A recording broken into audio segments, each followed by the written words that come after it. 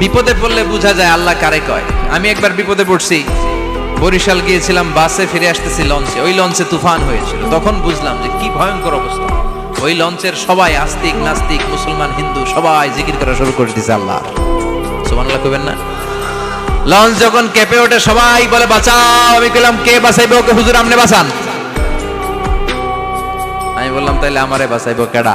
কয় আল্লাহ। আল্লাহ ছাড়া বাঁচাতে পারে কেউ? সিজদায় পড়ে আল্লাহরে বলবেন, আল্লাহ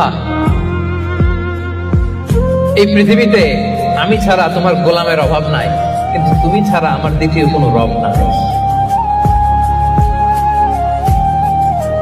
চোখের পানি ছেড়ে আল্লাহরে ডেকে বলেন, আল্লাহ এই জমিনে আমি ছাড়া তোমার গোলামের কোনো অভাব নাই, কিন্তু তুমি ছাড়া দ্বিতীয় কোনো রব আমার নাই।